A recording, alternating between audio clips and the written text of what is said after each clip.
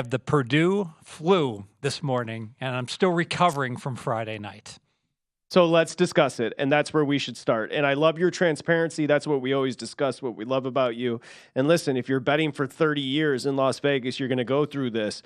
But let's talk about, you discussed it on Twitter at Fezzik Sports, and it's the first thing on your notes today. You said, I lost $60,000 on the Purdue money line, and I want to discuss it. Go for it. Floor is yours. Yeah, not my best work, and I was roundly criticized. To summarize, a lot of the criticism was, I would never lay minus 4,500, minus 5,000 on anything. What is Fezzik doing? He's a donkey.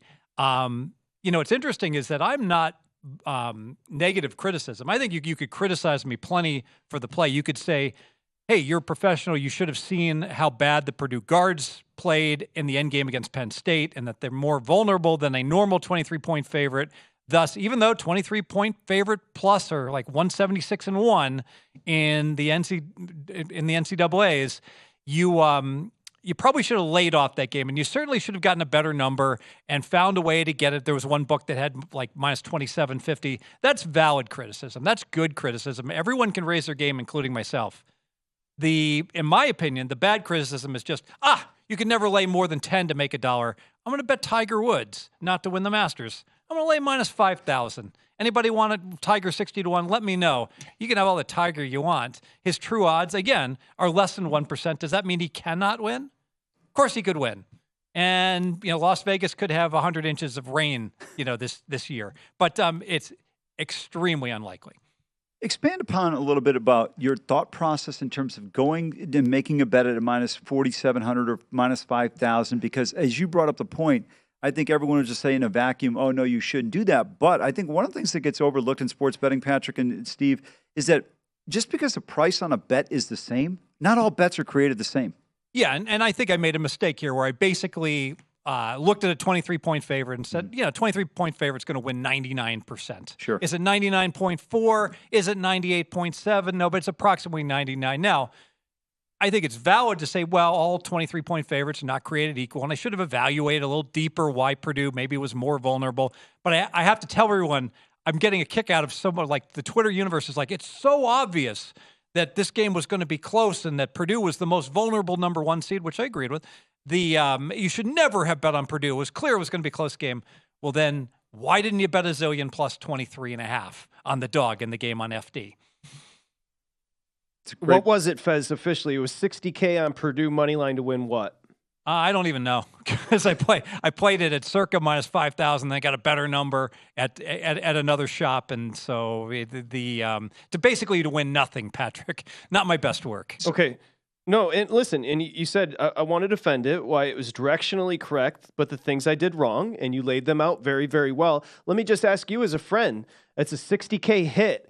How did you take that emotionally? I know you don't really, it's kind of on to the next one for you, but that's a big ding. How did that feel emotionally as far as losing $60K on the one bet? Well, now to be fair, and I don't want to talk about this a lot because some people may have followed me and betted and just lost, but I'm in my office. I'm live wagering like crazy. I'm seeing what everyone is seeing. Purdue is not playing well. Purdue is overrated. This line is too high pre-flop, clearly. So I am chucking in bets on Fairleigh Dickinson throughout the game. Now, it's hard to bet big. You hear all the time like, oh, I bet 300,000 live on some team. Well, maybe you can do that if you're like a whale and a losing bettor and they'll take whatever you want to bet. But if you're a normal bettor, these limits are low. The most you can bet is like 2,000 a pop. So I'm betting on FD and I'm betting at halftime. And I even bet some FD money line parlay to the under at halftime. It mitigated some of the damage. I still lost my shirt, but it's not like I just went, about my business. And I said, oh, check the score after the game's over. I mean, I'm actively managing and watching all of my big bets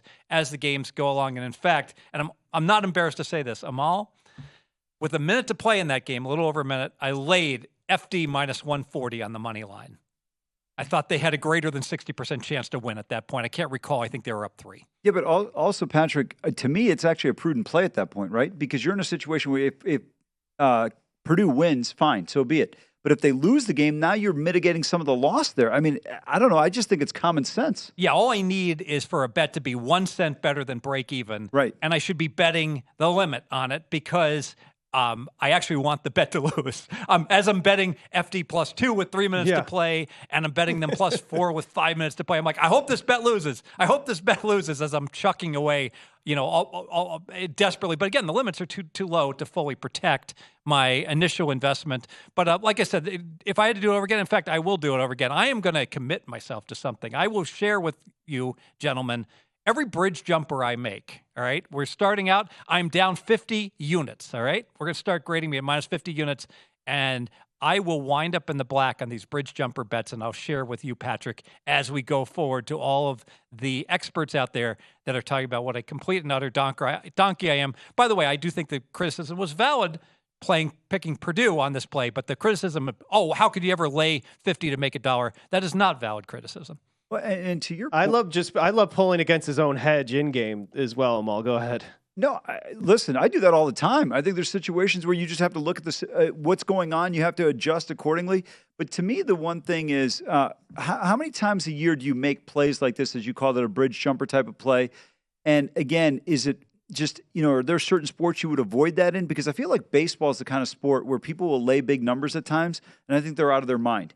Whereas I think in certain, obviously, this is the second time a 1 in 16 there was an upset. But the argument I would make against the two losses were teams are a little bit slower tempo, so there might be a potential, but the likelihood of it happening. I mean, you see a Leicester City once in a lifetime. This is the second time since 1985 a 16 seed has beaten a 1 seed. Yeah, and the total in the game was 146. It wasn't a low total in the Purdue game. It played out as such. You're right about that. I would say I make 4 or 5 these bets a month. I mean, it's not unusual. Exactly. Every now and then, like there's a hockey card, all right, where there's nothing but huge home favorites in hockey, and they have a grand salami. And I'll bet that the home teams will outscore the road teams, and they're all big favorites. And it's just some ridiculous, juiced number.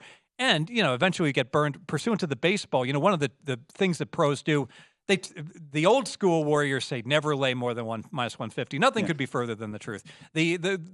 The true savvy pro bettors, and remember, they're betting at places where the bid ask on these high favorites is small. They're not betting into minus 300 plus 220 spreads. They're betting into places that have like minus 260 plus 240.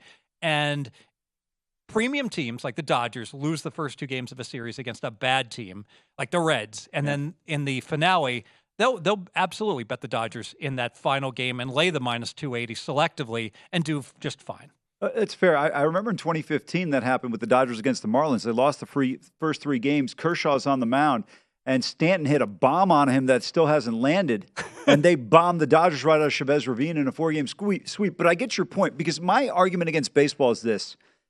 The starting pitcher is kind of as strong as your momentum, and so many times, Josh Towers has talked about this a lot on this network, Patrick, that a starting pitcher makes 30 to 35 starts a year. He goes 5 starts, you've got your A stuff, 5 starts, you've got your F stuff. And then the other 20 starts, you're somewhere in between B, C, and D. So depending on how you can adjust accordingly. I used to lay, when I was just a dumb idiot back in the day, Fez, I used to lay big prices every time Pedro would start. And I remember in particular, there was a start down in Tampa Bay when they were still called the Devil Rays. And I was going to make it all back. And it was Pedro in his prime on the bump for the Red Sox against the then Devil Rays. And I had to go back I was working at a car wash at the time, and I had to go put some extra time in, overtime at the car wash. Now you work down at the car wash where all it ever does is rain. You feel like your career is a downbound train. The boss here on Monday morning. There you go.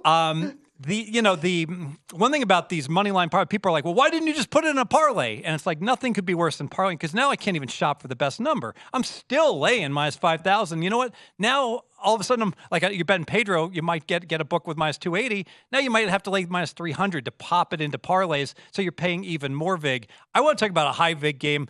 The TCU Gonzaga game, which I got lucky on, and I won on TCU. I've been on, it's funny, I've been on the wrong end on a lot of these games. I had the Northwestern lateral Ohio State game. I had the Belk Bowl. I had the no overtime and Atlanta in the Super Bowl. But here's one I got lucky on. What is the probability that the Zags cover with the 0.7 seconds left? I don't know if it's 97%, 98%. How high would we go, Amal? At that point, after the 2 free throws? Yes. 99.9. Because 0.7, look, first of all, usually speaking, a guy's just going to inbound. Guy touches the ball. He doesn't even catch it. He touches the ball and walks off the floor. This ball is bounced. For people that didn't see it yesterday, the finish on the East Coast, it was pretty late. Both free throws are made by the Bulldogs. TCU rolls the ball, actually bounced it in. Nobody touches the ball, and I think Ball picks it up probably about 10 feet past the mid-court stripe, Steve. And then not only he doesn't take a shot, Patrick. He takes a shot, but it wasn't even a normal form shot. It was just one of those, you do at the end of practice where everyone just kind of heaves it from half court off of 1 foot. That's exactly what happened. As soon as he gets it up, I would argue it's probably like a 28% shot because he had a good uncontested look and a nice. But the odds that everything would happen, the defense would just let the ball bounce up forward, is so unlikely. I'd go 99%. They could have fouled. They could have gotten an incidental, accidental foul and gotten free throws. Go to VSiN.com/subscribe to become a VSiN Pro subscriber today.